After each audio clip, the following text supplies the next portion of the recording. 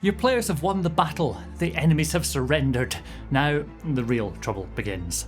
When running games of D&D or any other TTRPG, what are the best ways of handling captured NPCs?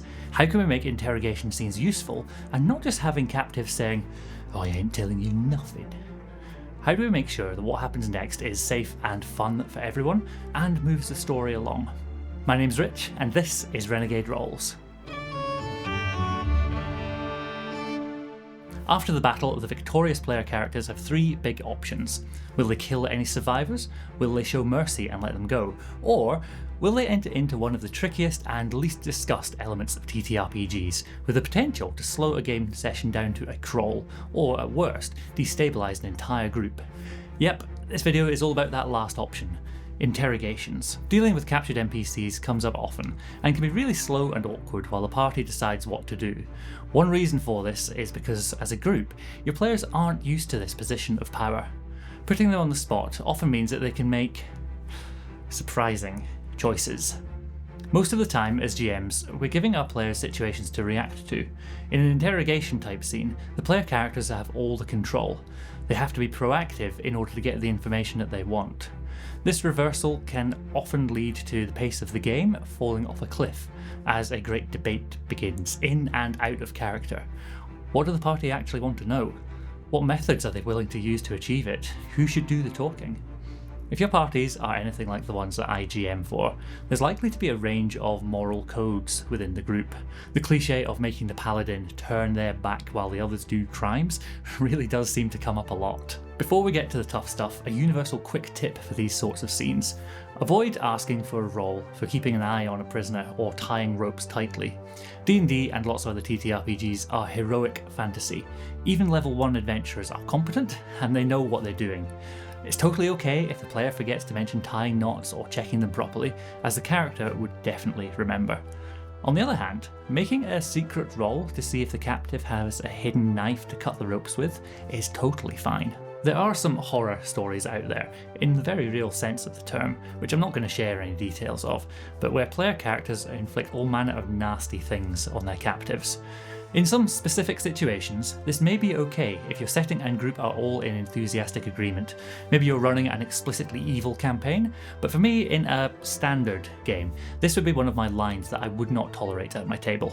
Before starting a scene like this, if you haven't already, it can be a good moment for an out-of-character check-in with your players. Just because they said in session 0 that they were cool with anything, doesn't mean that will be the case on the night. Sometimes you'll be able to plan these scenes where you have a baddie that you know is going to willingly surrender.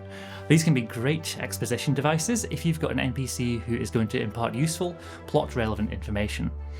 Other times, players will surprise you by asking to make non-lethal blows when you least expect it. In this case, you'll need to figure out 3 key facts in a hurry. What does the character know? What they're willing to give away, and what they'll react well or poorly to. Chances are, the captive will not be head of their organisation.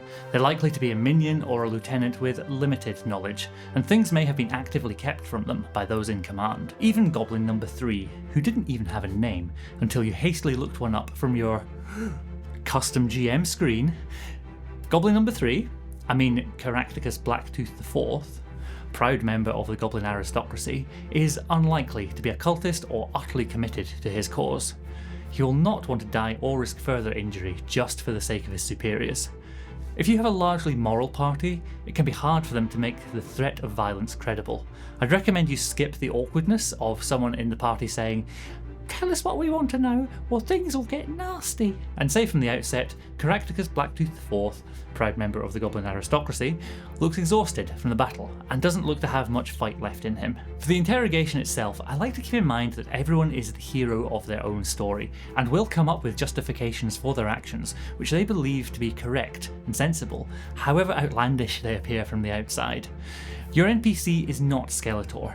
They don't do things just because they're evil. The most common motivation for people making bad choices is fear. Whether that's fear of letting their friends down or fear of looking stupid, fear of being eaten by a dragon is a totally legitimate one as well. Letting your NPC resist for a little bit and then admit to a fear is likely to make the party empathise with them. They're then likely to share some information. When this point should be is up to you. It could be the right moment in roleplay or with a suitable skill check, but it does get boring if an NPC remains uncooperative. It might be there are multiple motivations and multiple fears at work. Breaking down each one could lead to different information being revealed, but persuading someone to share deep fears is going to be much more difficult. Conversely, if the interrogation is going poorly for the players, maybe the NPC begins to get cocky and start telling lies. If the players know these to be lies, this is when there's a higher chance that we get into the territory of players exhibiting that threatening behaviour. I'd recommend having an NPC try telling lies once and see how the players react. If you really don't want to reveal information the NPC knows, you can always go off on tangents or try and distract the party in other ways.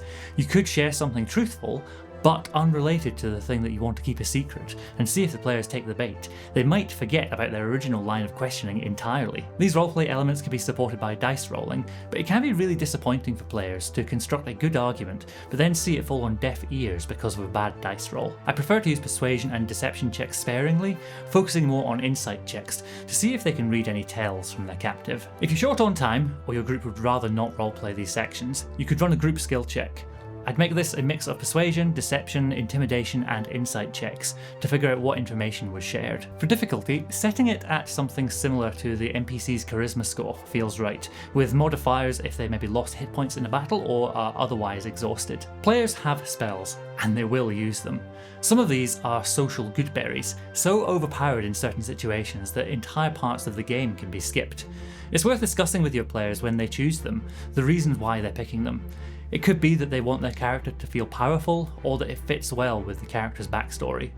If it's because there's an area of the game they just don't enjoy and are looking to bypass it, that's really important to know, as you'll be better off tailoring your game to avoid those situations entirely, rather than having a spell skip past hours of your planning. If we're looking at the ethics of spellcasting, basically anything in the enchantment category, that's a war crime.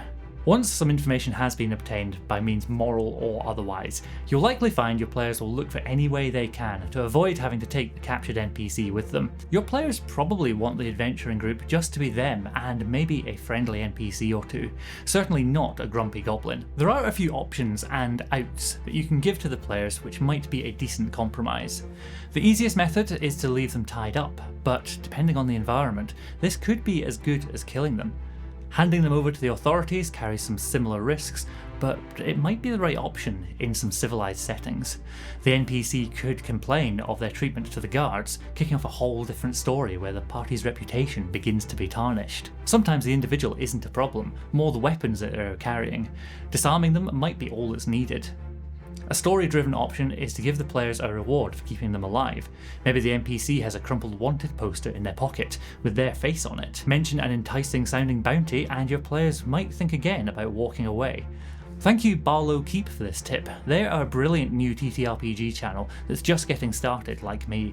I put a link to them in the description, go subscribe to them and tell them I sent you. One that came up for me last week in my Daggerheart 10 shot was simply to break contact with the NPC's handlers. In my case it was a goblin called Martin the Warrior. He's not an aristocrat and sadly my players didn't get the Redwall reference, but Martin was a mercenary who was contracted to assassinate a wizard. As he received instructions through a messenger ring in his ear, destroying that ring meant that he had no way of knowing how to receive his payment, so no reason to try and carry out his mission anytime soon. With that, the players should be on their merry way, with new information in hand and hopefully relatively clear consciences. Running interrogations is a pretty specific topic on something which might only come up occasionally at your table. If you're looking for GM advice that will help you in every single session, I've got a playlist just here on how I'm looking to up my game across 12 different categories of game mastery. I'll see you there or at a table near you, rolling an improbable succession of ones. Cheers!